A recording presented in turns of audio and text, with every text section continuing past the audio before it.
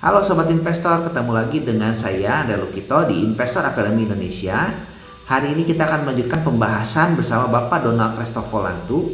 Beliau adalah seorang value investor, dosen SBM ITB Bandung, dan juga dijuluki Warren Buffett Bandung. Di video part kelima ini, beliau akan membahas tentang jumlah porto beliau dan alokasi porto beliau beserta tips-tips bocoran sektoral tahun 2020 ini. Beliau akan memilih sektor apa sih? Ya, akan ada banyak tips-tips dari beliau, jadi pastikan nonton video ini sampai selesai ya. Dan bagi yang belum menonton video part pertama dan keempat, saya cantumkan link di atas. Oke? Jangan lupa subscribe, nyalakan loncengnya. Ayo kita mulai.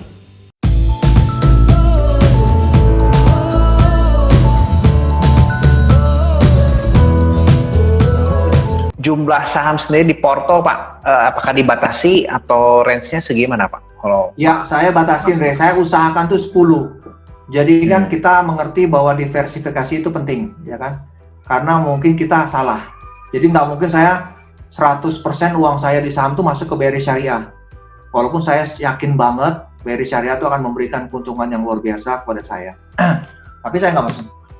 Kita kan harus diversify. Bisa jadi saya salah, bisa jadi ada data yang kita tidak dapatkan sebelumnya, ya kan? Bisa jadi kondisi bergeser, sehingga kemudian kalau kita masuk ke BRI Syariah itu terlalu beresiko. Jadi kita harus diversify ke industri yang berbeda, ke perusahaan yang berbeda. Jadi bukan cuma banking, misalnya kita masuk ke kelapa sawit, gitu ya, kita masuk ke retail, kita masuk ke pulp and paper, misalnya seperti itu.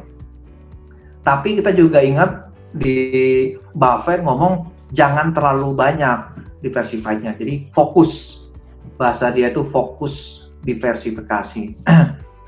Jadi saya batasi 10 karena apa? Kalau kita masuk ke 200 saham gitu ya, padahal analisisnya kita udah lakukan dalam, nanti pada saat saham itu naik, keuntungan yang kita rasakan itu tidak banyak, jadi tidak signifikan. Nah kalau kita fokus gitu ya, keuntungan kita akan signifikan. Sama seperti saya kemarin INKP Techim, saking percayanya saya sama INKP sama Techim, porto saya di INKP Techim itu sampai 60% lebih. Ini sebenarnya melanggar aturan gitu ya. Jadi kalau bisa gitu ya, satu saham itu mungkin paling banyak 20% lah gitu, sehingga 80% yang lain disebar ke yang lain. Tapi saya yakin banget. Nah, karena saya yakin banget dan saya fokus di situ, nah keuntungannya signifikan, luar biasa. Jadi jangan terlalu banyak, jangan juga mungkin terlalu sedikit. Nah, terlalu sedikitnya berapa? Mungkin minimal 5 gitu ya. Minimal 5. Kalau yakin dengan saham-saham seperti itu gitu ya, ya 5 lah. Tapi beda industri. 5 ya, kalau antara 5 atau enggak 10 maksimum ya, Pak ya? Ya. Oke. Saya usahakan mendekati 10 gitu. Dengan pembagian misalkan 80% tuh di aset alokasinya tuh di saham, 20%-nya kita dalam bentuk hal yang lain ya Pak ya, untuk saat ini ya Pak? Ya. Kalau di fase-fase bearish ya, kalau kita bicara. Ya, fase bearish ya, fase bearish.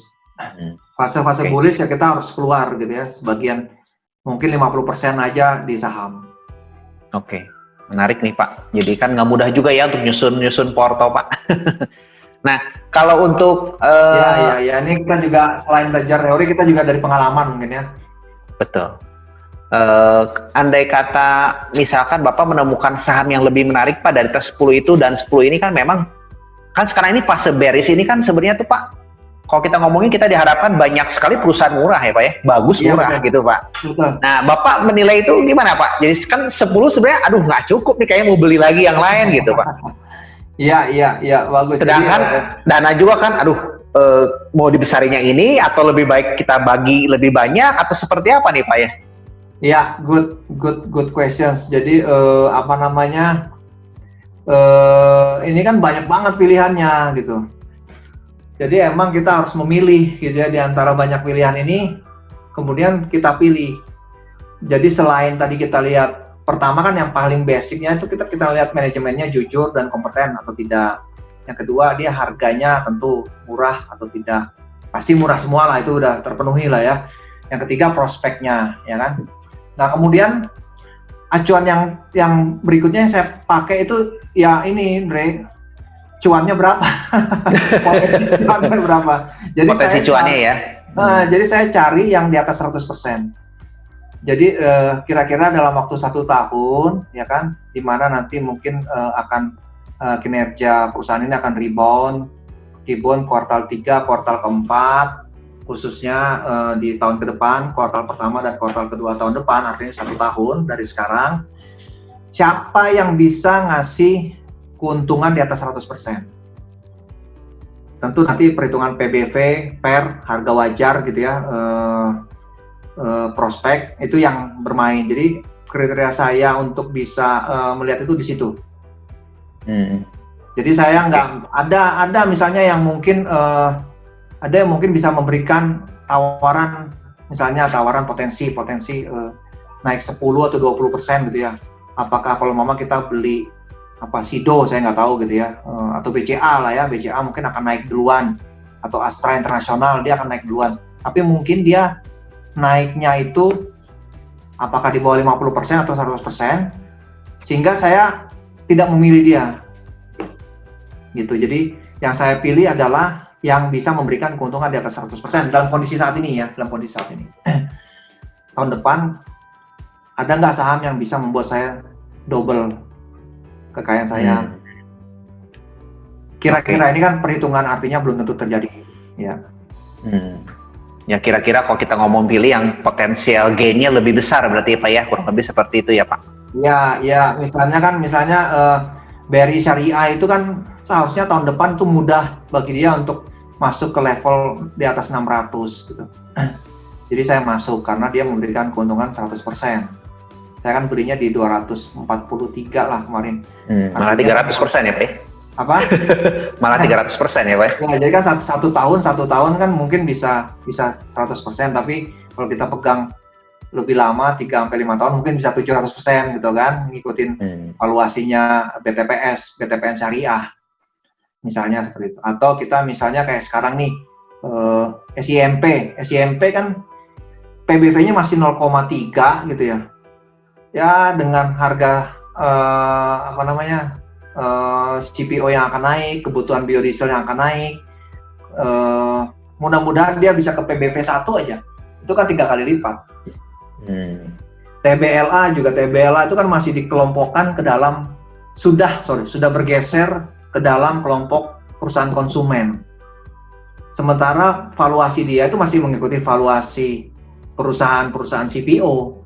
Perusahaan CPO pun masih murah gitu ya, PBV 0,5 gitu ya. Itu pun masih murah, apalagi masuk ke valuasi perusahaan konsumen.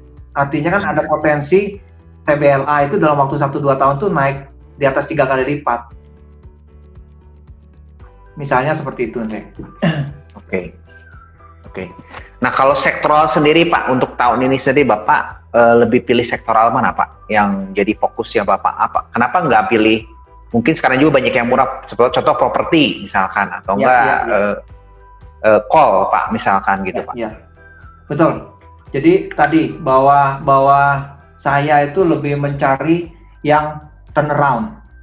Jadi kalau mama kita mengikuti siklus ekonomi, ya kan, bahwa ini kan berarti kita akan banyak bermain di komoditas sebenarnya, walaupun tidak harus komoditas. Tapi tentu ada beberapa orang yang mengatakan sebenarnya banyak perusahaan itu membutuhkan definisi yang lebih tajam soal perusahaan komoditas. Misalnya kayak banking itu masuk ke perusahaan komoditas gitu kan. Karena tidak ada muatnya lah, tidak ada daya saingnya dibandingkan yang lain, mirip-mirip aja, kecuali tentunya BRI. Nah, saya milih yang tadi komoditas yang sudah berada di titik terbawah, tapi prospeknya akan berubah tahun ini atau tahun depan. Dan itu saya pilih kelapa sawit gitu ya, kelapa sawit. Kalau coal, batu bara, saya nggak yakin gitu, dengan seiring masih negatif gitu ya, tapi saya bisa jadi salah gitu ya. Apakah dia akan pulih kembali ke harga tertinggi? Saya nggak yakin. Tapi kalau kelapa sawit tadi dengan biodiesel, ya kan, prospeknya tadi kita melihat analisis prospeknya, biodiesel, terus kebutuhan akan kebersihan, cuci tangan, ya kan, disinfektan dan lain sebagainya. Harusnya konsumsi atau demand kelapa sawit itu akan naik luar biasa, sehingga harganya itu mudah-mudahan terjadi kayak INKP Tekim kemarin tahun 2017-18 pada saat harga kertas naik luar biasa gitu ya. Nah, pada saat itu terjadi kan valuasi SIMP sama TBLA itu nggak akan mengikuti PBV 1 lagi gitu. Mungkin PBV 2, mungkin PBV 3 gitu ya. Jadi ini yang saya cari. Properti kayaknya enggak sampai tahun depan, mungkin belum bangkit karena masih supply propertinya itu masih kebanyakan. Sudah boomingnya itu kelewatan lah ya, sampai supply-nya itu kebanyakan. Cuman kondisi ini bisa bergeser kalau kemudian investasi di Indonesia itu luar biasa. Artinya investasi, ya kita dengar perusahaan Amerika itu akan masuk ke Brebes, ya kan? Perusahaan Jepang dan negara lain itu akan mulai mengalihkan perusahaan-perusahaannya dia itu dari Cina mungkin ke Indonesia gitu kan.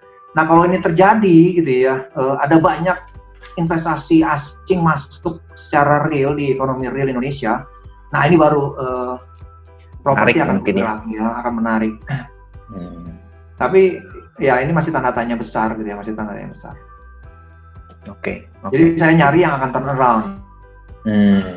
Jadi mungkin di sektoral juga perlu diperhatikan berarti ya Pak ya? Ya, termasuk itu kan satu industri, level industri, analisis industri. Yang kedua adalah analisis perusahaannya kan. Jadi kan misalnya tadi kembali lagi kita, contohnya yang karena saya paling ingatnya BRI Syariah. BRI Syariah kan secara industri sebenarnya oke lah ya, memang ada COVID dia akan terpengaruh gitu. Tapi kemudian dia secara prospek kan dengan adanya kanun ini, itu kan menambah portofolio dia 30%. Belum berbagai peraturan yang kemudian akan bisa mendorong kinerja dia. Nah, intinya selain kita analisis industri, juga kita bisa masuk ke analisis perusahaannya, mikro gitu ya. Ini yang kita bisa lihat satu persatu. Emang butuh hard work untuk bisa menganalisis ini dengan berbagai potensi. Karena potensinya kita ini luar biasa. Jadi harus memilih yang terbaik di antara yang baik. Itu kan yang susah. Pusing juga kadang-kadang ya pilihnya Pak. Yang bisa kan memberikan beggar kan. Yang kita cari kan yang beggar, Andre. Betul. Ya. Jadi bukannya biasa-biasa ya Pak, di bawah 100% sudah nggak dilirik ya sekarang ya Pak. Mudah-mudahan maksudnya ini kan perhitungan di atas kertas gitu ya. Realitinya ya bisa jadi salah.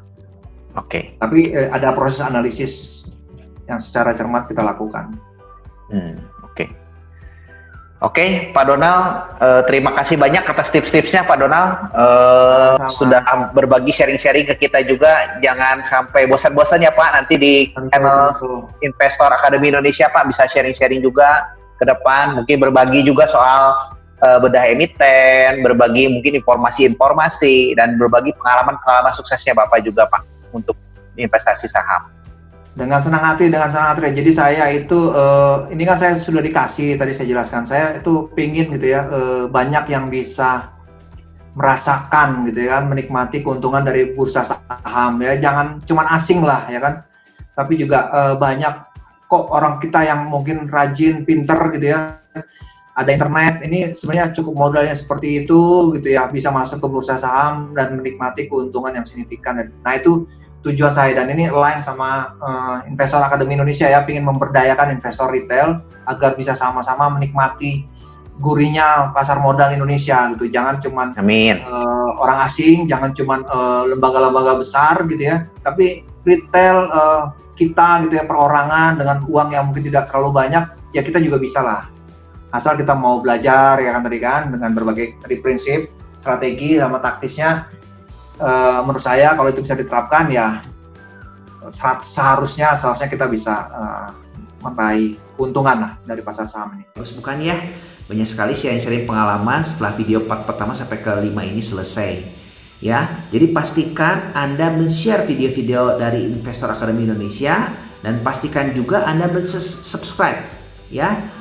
Bantu terus agar channel ini bisa berkembang dan bisa memberi manfaat buat Anda. Ya, see you the next video.